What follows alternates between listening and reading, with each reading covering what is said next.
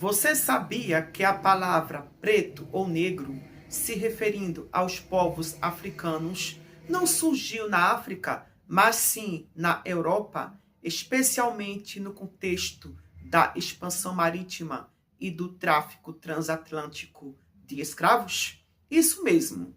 E é sobre este conteúdo que nós iremos abordar e trazer aqui a partir de agora neste vídeo. Enfim, o uso da palavra preto e também negro para se referir aos povos africanos surgiu no contexto do colonialismo e do tráfico transatlântico de escravizados, impulsionado por exploradores europeus, principalmente portugueses e espanhóis, a partir do século XV ao século XVI. É sabido que o período colonialista foi um dos períodos históricos mais imoral e desumano da história da humanidade.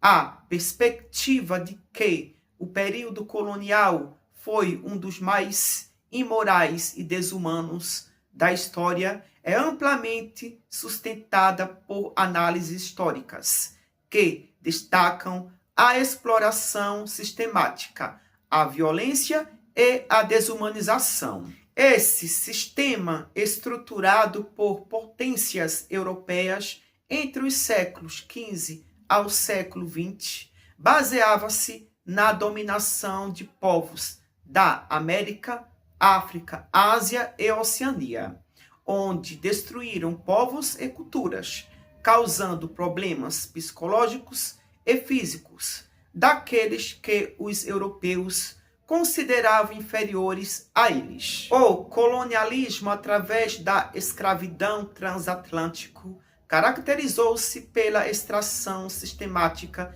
de recursos, minérios, monoculturas, para enriquecer as metrópoles, condenando as colônias a dependências econômicas. Essa lógica tratava as populações locais como ferramentas de produção, não como seres humanos com direitos. A escravização de milhões de africanos e a sujeição de populações indígenas a regimes de trabalho forçado foram fundamentais para a economia colonial. Houve um extermínio físico e cultural, com a imposição forçada de normas ocidentais, línguas e religiões, destruindo modos de vida tradicionais. Historiadores apontam que o colonialismo matou mais que o Holocausto da Alemanha nazista. O racismo foi um instrumento nuclear na construção de um complexo de inferioridade para os colonizados e de superioridade para os colonizadores. A dominação militar e a brutalidade eram comuns para conter revoltas e garantir a ordem. Casos extremos incluem o Estado Livre do Congo, sob Leopoldo II, onde milhões morreram.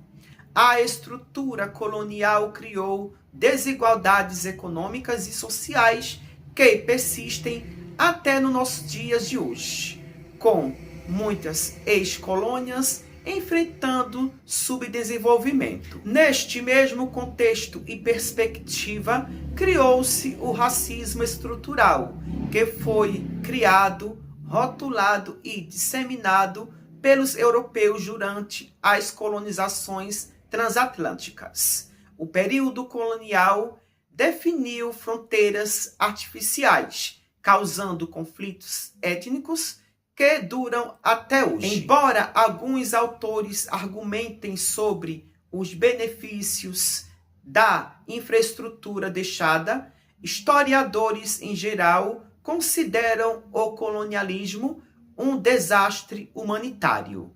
Mas o que é racismo estrutural? Racismo estrutural é a normalização do preconceito e da descriminalização racial na organização social, econômica e política, perpetuando privilégios para grupos brancos e desvantagens para populações negras e indígenas. Não é apenas um ato individual, mas a base de funcionamento da sociedade enraizada na história e nas instituições, gerando desigualdades profundas e persistentes na educação, trabalho e segurança.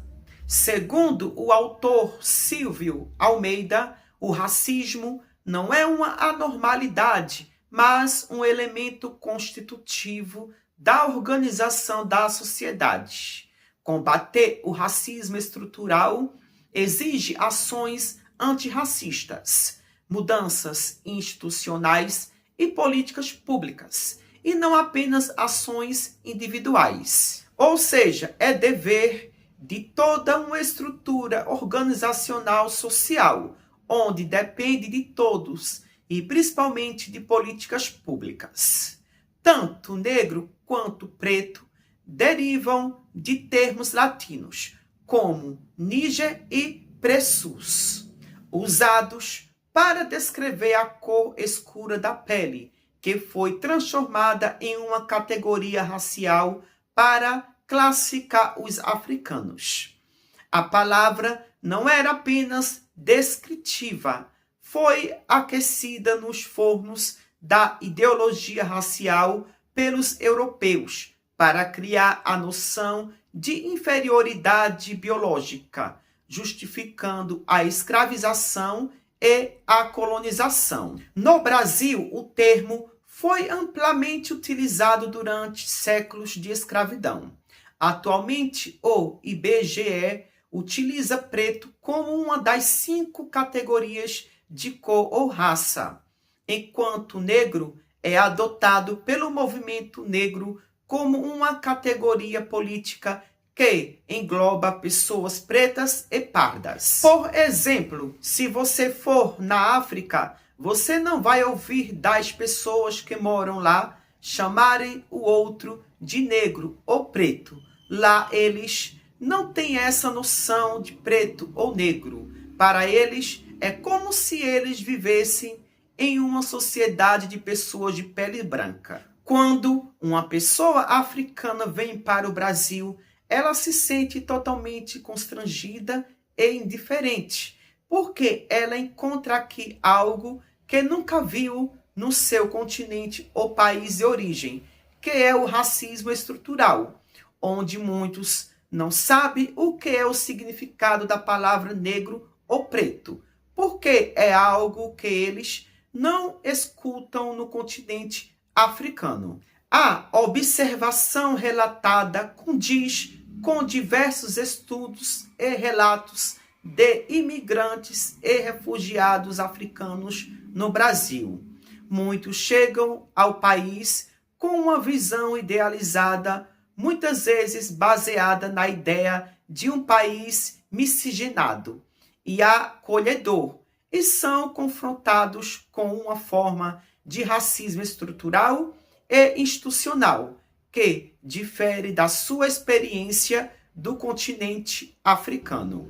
A percepção de ser negro no Brasil é diferente de muitos países africanos, onde a cor da pele não define a posição social da mesma forma. A racialização da sociedade brasileira é, para muitos, uma descoberta dolorosa que mexe com todo o psicológico e emocional. A xenofobia, preconceito contra estrangeiros, e o racismo, preconceito contra a cor da pele. Isso se manifesta em dificuldades na busca por emprego, habitação e tratamento em locais públicos. Especialmente para mulheres africanas, o racismo no Brasil se manifesta através de estereótipos de submissão ou hipersexualização, além da idade de que são inabilitadas ou incompetentes. Muitos africanos qualificados com diplomas universitários encontram dificuldades para revalidar seus diplomas e acabam em empregos precarizados, enfrentando a desvalorização de seu conhecimento. Enquanto no continente africano as diferenças costumam ser étnicas, no Brasil o racismo é profundamente enraizado na história escravocrata e na ideia de superioridade branca que moldou a estrutura social, econômica e jurídica do país. O choque relatado é real, pois muitos imigrantes africanos não estão acostumados a escutar termos pejorativos baseados em sua cor de pele, como é comum no cotidiano brasileiro. Esse cenário de apartheid social ou racismo estrutural faz com que muitos se sintam barrados ou indesejados. E o pior, eu fico horrorizado quando eu vejo um latino-americano ou um brasileiro chamar com outro negro. Fico indignado, porque a América Latina em si, em sua composição estrutural social e cultural, somos uma mistura de povos, somos uma coxa de retalho, assim como os africanos são também. Porque não existe dentro da América Latina uma única etnia. Somos uma mistura de povos. Todo mundo tem um pouquinho de índio, de africano, de europeus e por aí se vai. Então, uma pessoa de olhos azuis e pele branca aqui na América Latina não é diferente de uma pessoa de pele escura, porque a nossa miscigenação não permite que tenhamos uma etnia pura. Diferentemente da escravidão antiga para a escravidão transatlântico colonial da Idade Moderna, onde na escravidão na Idade Antiga, pelos povos antigos ou da Antiguidade Clássica, que eles escravizavam através de guerras ou dívidas, e não por questão étnicas ou racismo estrutural. Enquanto na visão dos povos na Idade Moderna Europeia, criaram uma visão preconceituosa, estereótipos e desumana de uma das maiores covardias contra a humanidade. Foi a criação do racismo estrutural em cima dos povos africanos, como negros ou preto, onde custou caro a vida de muitos. Por hoje só, até o próximo vídeo. Tchau, tchau.